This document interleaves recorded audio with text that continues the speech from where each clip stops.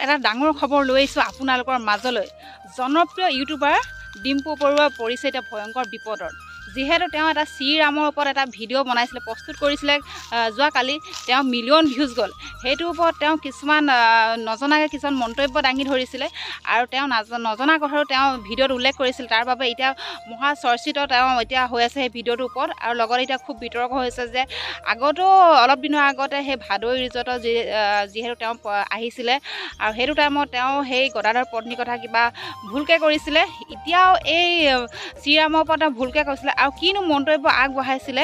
গতিকে আপোনালোকে লাষ্টলৈ ভিডিঅ'টো চাব লাগিব। আৰু এই মন্তব্যটো আপোনালোকৰ মই মাজত অলপ শ্বেয়াৰ কৰিব বিচাৰিছোঁ যে ডিম্পু বৰুৱাই কি কৈছিলে, এই শ্ৰীৰামৰ ওপৰত কি কৈছিলে। গতিকে এই ভিডিঅ' ক্লিপটো আপোনালোকক মই শুনাই ল'ব চেষ্টা কৰিছোঁ।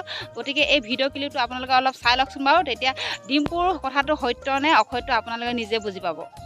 জনপ্ৰিয়তাই মূৰত ধৰিছে নেকি ইউটিউবাৰ ডিম্পু বৰুৱাক? এইবাৰ ডিম্পু বৰুৱাই বিতৰ্কলৈ টানি আনিলে ভগৱান শ্ৰীৰামক।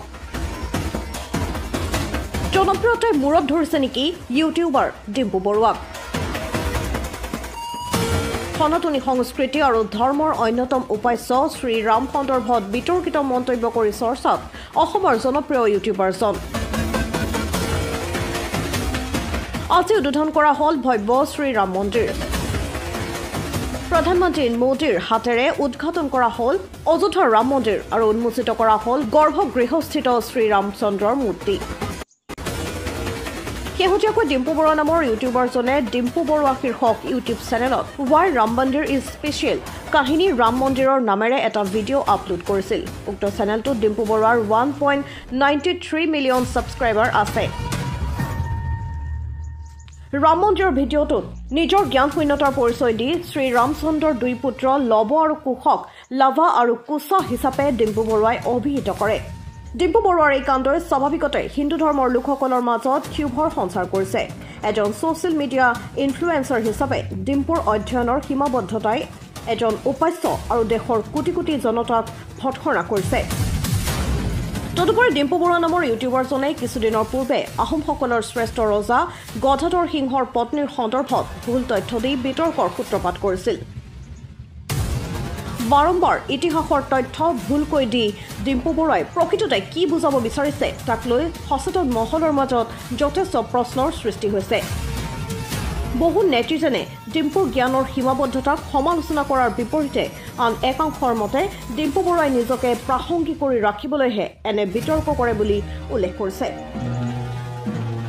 আপোনালোকে নিশ্চয় শুনি পালে যে ডিম্পু যিটো তেওঁলোকক এতিয়া ডিম্পুক সকলোৱে চিনি পায় যে একদম এক নম্বৰ ইউটিউবাৰ হৈ আছে। এতিয়া তেওঁ সকলোৱে চিনি পায়। তেওঁ কিবা এটা ভিডিঅ'ত উল্লেখ কৰাৰ আগত বহুতকেইটা কথা ভাবিব লাগে, চিন্তিব লাগে যে এই ভিডিঅ'টো এই কথাষাৰ ক'লে বেয়া হ'বনে, ভাল হ'বনে, মোৰ শুদ্ধ হৈছে নে অশুদ্ধ হৈছে। গোটেই মানে ভিডিঅ'টো তেওঁলোকে মানে বনোৱাৰ আগত গোটেই কথাখিনি চালি জাৰি ল'ব লাগে, যিহেতু তেওঁ সকলো মানুহে চিনি পায় আৰু তেওঁ কোৱা কথা কিছুমান মানুহে আয়ত্ব কৰি লয় বা সৰু সৰু ল'ৰা ছোৱালী শিকে। ডিম্পু বৰুৱা এতিয়া অলপ দিন আগত এটা ল'ৰা খুব ভাইৰেল হৈছিলে ডিম্পু বৰুৱা, যিহেতু তেওঁ মানে কোৱা ষ্টাইলটো শিকিছিলে, কেনেকৈ ডিম্পুৰ পৰা সেই দস্তু বুলি কয় সেই গোটেই বস্তুটো শিকিছিলে। ঠিক তেনেকৈ এতিয়া যে শ্ৰীৰামৰ ওপৰত ভিডিঅ'টো তেওঁ প্ৰস্তুত কৰিলে, তেওঁৰ ওপৰত তাত সেই কথাখিনি তাত শুদ্ধ হৈছে নে অশুদ্ধ হৈছে, গোটেই বস্তুটো এবাৰ বনোৱাৰ পাছত চালি জাৰি চাব লাগে যে এইটো হয় নে নহয়। আৰু তেওঁ বা বহুত মানুহে তেওঁ ভিডিঅ' সকলো মানুহে চাই, নোচোৱা মানুহে নাই। আৰু তেওঁ বা বহুত মানুহে শিকে, সৰু সৰু ল'ৰা ছোৱালী শিকে বা ডাঙৰ মানুহ নজনা মানুহ শিকে। তেওঁতো এতিয়া জনপ্ৰিয়, তেওঁক সকলো মানুহে চিনি পায়। সেই চিনি পোৱা মানুহ এজনে যদি মানে বেয়াকৈ কিবা এটা মানে অশুদ্ধকৈ যদি তেওঁ ভিডিঅ'টো বনায়, তেওঁতো মানুহে যোনে হ'লেও তেওঁ বিতৰ্কলৈ আনিব আৰু তেওঁ ভুলটো শুধৰাব। যিহেতু তেওঁক মানে এই যোনটো ক'লে শ্ৰীৰামৰ ওপৰত নৱকুশৰ কথা ক'লে, সেইখিনিৰ ওপৰতে তেওঁ এতিয়া বিতৰ্কত পৰিছে। আৰু সৰু সুৰা ইউটিউবাৰে যিমানে শুদ্ধকৈ বা অশুদ্ধকৈ কওক, সেইটোলৈ মানুহে গুৰুত্ব ইমান নিদিয়ে বা ভুলো নধৰে বা এইবোৰ নাজানা এনেই বনাইছে বুলি ভাবে। কিন্তু এতিয়া ডিম্পুকটো সকলোৱে মানুহে চিনি পায়, এক জনপ্ৰিয় ইউটিউবাৰ হৈছে ডিম্পু। ডিম্পুকটো প্ৰায়ভাগ মানুহে ভাল পায়, ভাল নোপোৱা মানুহ নাই ডিম্পুৰ প্ৰত্যেকটো ভিডিঅ' আমিও চাওঁ। ডিম্পুৰ পৰা আমি বহুতখিনি বস্তু শিকিবলৈ চেষ্টা কৰিছোঁ, আমি নজনা কথা শিকিবলৈ চেষ্টা কৰিছোঁ ডিম্পু বৰুৱাৰ পৰা, আৰু নেদেখা বস্তু দেখিছোঁ ডিম্পু বৰুৱাৰ পৰা। কিন্তু তেওঁ যে ঘপককৈ এনেকৈ এটা নজনাকৈ মানে বনাই দিলে মানে কি হয় কিছুমান মানুহেতো মানে জনা মানুহেতো মানে বুজি লয় যে মানে এই ভিডিঅ'টো যে ইয়াত ইমানটো ক্লিপ মানে অশুদ্ধ হৈ আছে তেওঁ এই ভিডিঅ'টো কেলৈ লগাইছে কেনেকৈ নজনাকৈ ভিডিঅ'টো বনাব পাৰিছে বুলি বহুত মানুহে জনা মানুহে এই আয়ত্ব কৰি লয় কথাবিলাক কিন্তু আমি নাজানো কিছুমান সৰু সুৰা ইউটিউবাৰবোৰ যিমান ভিডিঅ'লৈ বকিলেও কোনো গুৰুত্ব নিদিয়ে বা এই সৰু সুৰা ল'ৰা ছোৱালী নাজানে এনেই ভিডিঅ' বনাব লাগে যে বনাইছে কিন্তু ডিম্পু বৰুৱাকতো অল পৃথিৱীৰ মানুহে চিনি পায় তেওঁ যদি কিবা ভুলটোৱে কয় তেওঁতো মানুহে চকু দিব সেইকাৰণে ডিম্পু বৰুৱাই কিছুমান ভিডিঅ' বনোৱা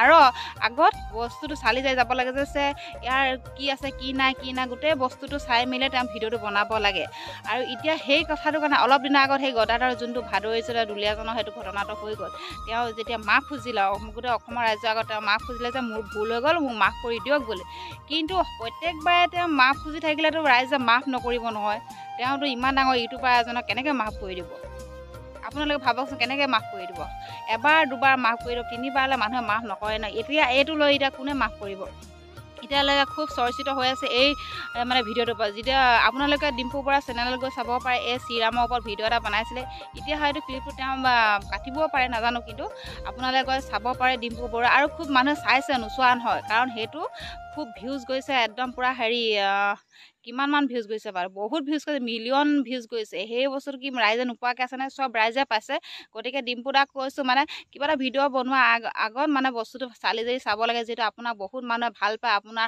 সৰুৰ পৰা ডাঙৰলৈ আপোনাৰ ভিডিঅ' ৰাইজে চায় আৰু নোচোৱা মানুহে নাই সকলো ৰাইজে আপোনাৰ ভিডিঅ' চায় সেইকাৰণে কিছুমান ভিডিঅ' বনোৱা আগত বস্তুটো চালি জাৰি চোৱাটো উচিত আৰু কি ক'ম মুঠতে যি হ'ল এইটো বিতৰ্কলৈ ননাটোৱে ভাল মানুহৰ ভুলো হয় কেতিয়াবা আমিও বহুত ভুল কৰোঁ বহুত কথা ভুল কৰোঁ তেওঁৰ মাজত তেওঁ যিমানে ডাঙৰ হওক বা যিমান মন্ত্ৰী MLA দেখোন কিমান ভুল কৰে দেখোন তেওঁ এতিয়া ডিম্পু বৰুৱা ইউটিউবাৰে হয় তেওঁতো অলপ মাফ কৰি দিয়াটো উচিত যি হওক নহয় এবাৰ বা মাফ কৰিলে দুবাৰলৈ মাফ কৰি দিয়ক যিহেতু ভুল মানুহ মাত্ৰই ভুল হয়ে কোনো মানে কথা নাই আপোনালোকে এই বেছি বিতৰ্কলৈ এইটো নিনিব যিহেতু তেওঁ এজন ডেকা ল'ৰা হয় ইমান আৰু বিতৰ্কলৈ নিয়াটো উচিত নহয় ইমানতে মানে সমাপ্ত কৰিব লাগে যিহেতু ইমান এই ভিডিঅ'টোৰ ওপৰত যিহেতু এই শ্ৰীৰামৰ ওপৰত যিটো ঘটনা মানে এতিয়া ভিডিঅ'টো প্ৰস্তুত কৰিছিলে ডিম্পু বৰুৱা বিপদত পৰিছে এইটোৰ পৰা মুক্ত কৰিব লাগে মুঠতে মাফ কৰি দিব লাগে সেইটোৱে আৰু অসমৰ ৰাইজেতো বুজি পাব লাগে ডিম্পু বৰুৱাই বাৰু ভুল কৰিলে কিন্তু বাকী ৰাইজটো মানে ভুল নহয় বাকী ৰাইজেতো বুজি পাব লাগে যে বাকী ৰাইজে যি হ'লেও মাফ কৰি দিব লাগে